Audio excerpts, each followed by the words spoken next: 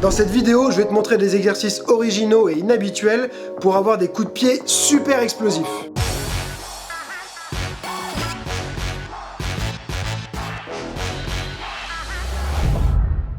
Allez, je suis une nouvelle fois avec Paul, c'est lui qui va souffrir aujourd'hui. Donc on va travailler sur des exercices de pliométrie avec des sauts. Ce qu'on va faire, c'est que ça va améliorer d'une part donc l'explosivité, mais aussi le repère dans l'espace et la vitesse d'une manière générale aussi d'exécution du mouvement. On va utiliser la capacité de rebond, d'absorption des chocs pour transférer ça dans la frappe. Donc on va utiliser deux boucliers. Un qui va servir comme obstacle, donc je vais le mettre comme ça, et un qui va être juste pour moi, pour le tenir, pour qu'il puisse frapper. Ok. Ce qu'on va faire, si on n'a pas ça, on peut prendre n'importe quoi, il faut trouver quelque chose qui soit pas trop large, où on va pouvoir juste sauter par-dessus, et puis on peut faire ça sur un sac de frappe aussi si on n'a pas de partenaire. Donc l'idée, on va te faire, toi tu préfères frapper de quelle jambe? Gauche, parce que je suis ouais, ok. Donc là, je vais présenter du côté gauche. Alors lui, l'idée pour l'instant, il y a plusieurs versions qu'on va voir. La première qu'on va faire, ça va être de profil. Il va devoir faire un saut ici, sauter par-dessus, et envoyer dès qu'il touche le sol. D'accord? Donc rebondir. On est là. Donc je vais lui présenter ici. Je me mets. Alors après, il faut caler la distance et tout ça. Lui, ça travaille en même temps aussi sa gestion de la distance, ok, pour arriver au bon endroit. Si je me mets là, il va devoir faire un petit saut. Si je me mets là, il va devoir faire un plus grand saut. L'idée, c'est aussi pour le moment de ne pas faire de double saut. C'est-à-dire qu'au départ, il ne doit pas faire 1 et puis 2. Il est là et directement, il saute. Donc on utilise bien aussi les chevilles pour développer sa puissance. On y va. Là, 1, voilà. Moi, ce que j'aime bien faire quand je fais faire ça en cours, c'est que je mets un petit gage. S'il fait tomber le bouclier, il y a 10 pompes par exemple, ou 10 squats sautés. On peut mettre un petit enjeu, ça rajoute toujours un petit peu de pression. Boum, ok. Maintenant, on va essayer juste pour voir pour le fun s'il peut le faire de l'autre côté aussi. Donc la même chose, ouais, boum. Là. Boum, super. Un petit dernier. Ok. Ce qui est bien aussi, c'est d'essayer de travailler un peu le moment où on saute, de ne pas faire un saut en fait où on retombe tout de suite, c'est-à-dire pas genre un saut où j'essaye de très vite de revenir au sol, mais de rester un petit peu, entre guillemets, en mode Matrix, ou un petit peu en l'air, genre hop et boum, et ensuite je repars, d'accord? Au lieu de faire ça où je fais 1 et je suis tout de suite revenu au sol, j'essaye de rester un peu en suspension, hop, boum, pour me préparer et un peu plus pouvoir anticiper le moment où mes pieds vont toucher le sol et rebondir. Donc ça, c'était la première version, c'est de côté, ok?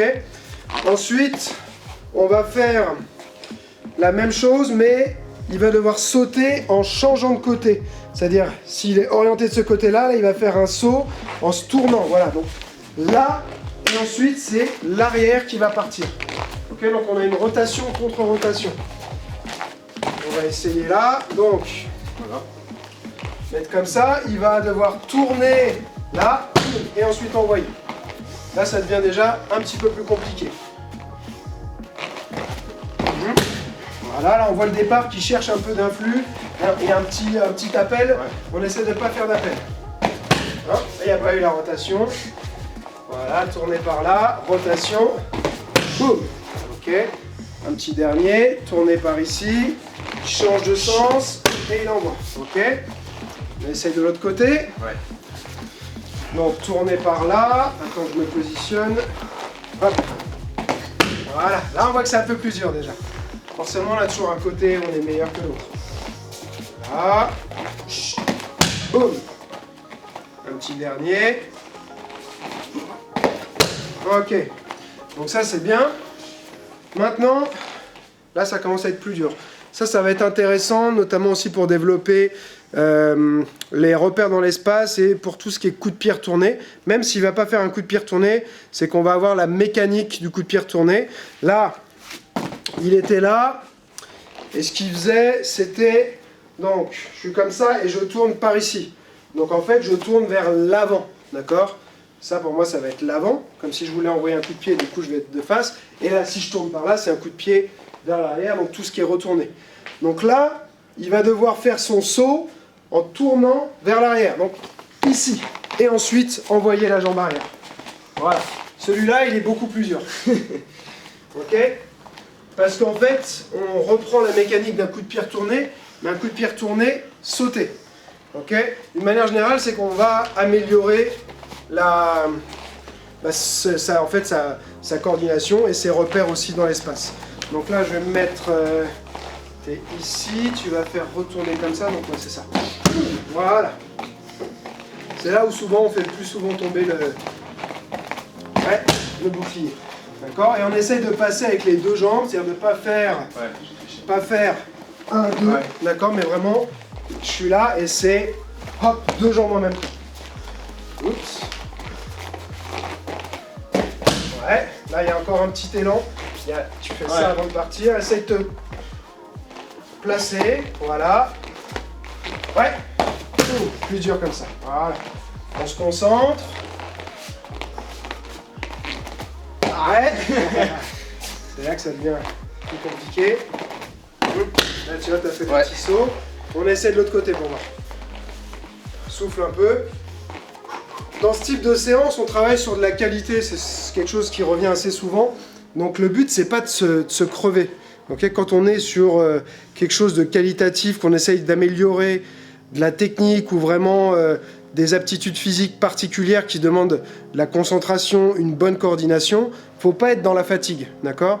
Donc, parce que souvent après dans les commentaires on dit ouais mais on fait combien de fois, machin, tout ça. Donc c'est peu de répétitions. Franchement, on va dire, si on maîtrise pas si on a un peu de mal, on peut faire par exemple 5 répétitions. Si après c'est une séance qu'on fait régulièrement, 3 répétitions de chaque, ça peut être suffisant. D'accord? C'est pour vraiment entretenir la coordination. Et comme on peut faire pas mal de variantes différentes, au final ça va faire pas mal de répétitions aussi. Et on prend le repos dont on a besoin. Tiens, j'en fais un, boum, je suis pas obligé de me remettre tout de suite en position et d'enchaîner. Je souffle, je me détends un peu, je me concentre, je me remets, boum, j'explose. D'accord? On est vraiment sur de la qualité. Donc on va voir si Paul y arrive de l'autre côté maintenant. C'est son mauvais côté. Sans appel, ouais. Boum, voilà.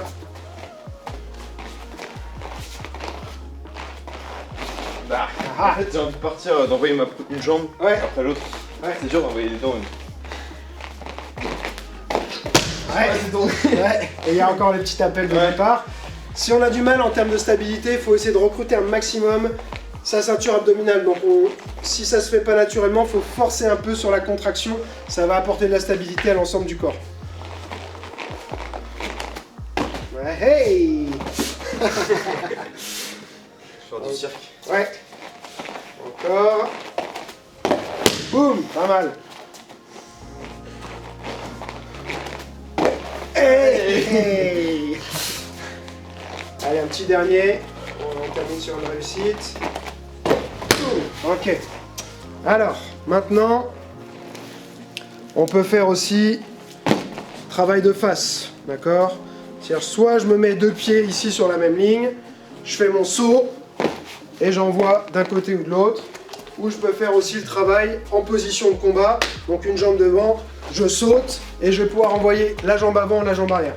Donc là, on va pas montrer toutes les possibilités parce qu'il y en a pas mal. La version, les 2 pieds sur la même ligne, elle est intéressante, mais elle est moins proche, on va dire, de l'application martiale avec la position. Là, on a travaillé essentiellement la jambe arrière, donc on va faire un peu avec la jambe avant. C'est-à-dire, je suis en position de combat, je saute avec les 2 pieds en même temps, et ensuite, je vais envoyer directement ma jambe avant. D'accord? C'est-à-dire que je viens là, j'essaie de rester un petit peu en l'air. Je fais pas ça. J'essaie de voler. Ok? Là. Hop, boum, et j'envoie jambe avant. Ok? Est-ce que tu switches? Là, tu switches même pas, quand tu fais un... Parce que le switch, on fait ça pour avoir un rebond, justement, parce qu'on va retrouver le même intérêt que sur un saut, c'est-à-dire qu'on accumule de l'énergie qu'on va pouvoir utiliser ensuite dans son mouvement. C'est la même chose si je fais un saut vers l'avant, comme ça, hop, souvent j'irai plus loin si je fais un premier saut et ensuite un deuxième, d'accord? Parce que j'accumule de l'énergie que je transfère dans mon geste. Donc c'est pour ça que le switch, les gens, il y a des fois qui comprennent pas, ils disent ça fait un appel, mais non, parce que on utilise ce principe je sais même pas si c'est, enfin, physique en tout cas, qui permet de créer une accélération avec un rebond, ok, l'accumulation d'énergie. Donc là, c'est la même idée, comme tu as déjà le saut, t'as pas besoin du switch. Tu vois, je suis là, je fais ça, ah boum, et j'envoie. Ok. Alors on essaie, donc tu mets ta jambe gauche devant, là, boum, voilà, tu vois, t'as pas besoin du switch, ça part bien. Ouais, et essaie de faire sans le... un petit... pose-toi, voilà, mets-toi sans faire... machin, je me pose, tac, boum, je pars direct, à l'arrêt. Voilà. D'accord? Pourquoi on fait ça? Parce que ça permet d'améliorer son contrôle et de retirer tous les appels après en combat. D'accord? Si j'ai tout le temps besoin de faire ça avant de partir ou de faire ça, bah après en combat je vais faire ça. Si je suis habitué d'être capable d'être complètement à l'arrêt, boum, et d'enclencher un mouvement sans mouvement parasite, en combat je ferai pas d'appel. Donc à l'arrêt, ouais, voilà. Concentre, tu te poses bien, tu sens bien tes appuis, t'exploses, hop. Ok, on va essayer de l'autre côté pour voir. Donc là, je lui fais travailler les deux gardes, parce que moi j'aime bien faire travailler les deux gardes. Si jamais on veut pas travailler les deux gardes, il peut garder la même jambe devant, faire le même exercice, mais envoyer sa jambe arrière. On fait juste une démo pour voir. Donc là, il a gardé sa jambe gauche devant. J'ai envoyé cette jambe. Pardon. Ouais. Et donc il fait le même saut, et il envoie celle-là. Encore une fois. Là. Boum. Ok. Maintenant, on travaille dans l'autre garde. Donc, jambe avant, mais avec la droite devant. Ouais. Super. Ok, un petit dernier.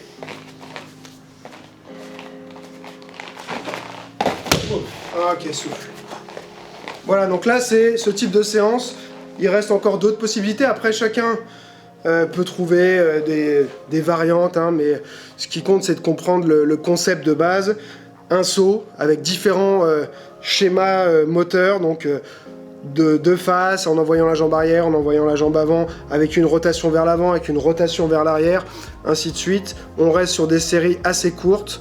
C'est de la pliométrie, donc faut pas en faire tous les jours. En général, 1 à 2 séances max par semaine, c'est suffisant. Il faut laisser le temps au corps de récupérer et surtout de créer l'adaptation. Hein, souvent, on se dit, il faut que j'en fasse plus pour progresser, mais en fait, c'est quand on récupère que le progrès il se fait. C'est pas pendant la séance souvent qu'on progresse. On peut progresser sur le plan technique, sur le plan moteur, parce qu'on arrive d'un seul coup à faire des choses qu'on n'arrivait pas à faire.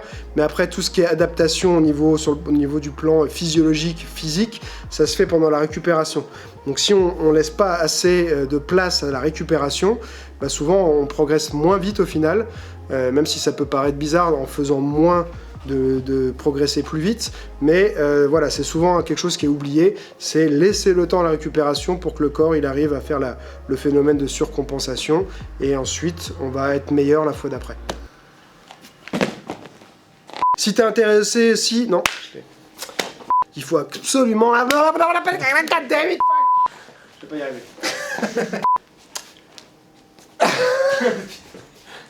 Attends, 2 secondes, que je me prépare. Avec ces exercices, tu vas voir vraiment tes coups de pied vont devenir hyper explosifs. Si tu veux améliorer la vitesse et l'explosivité aussi de tes points, il faut absolument que tu vois la vidéo que j'ai fait récemment, ça va t'aider énormément.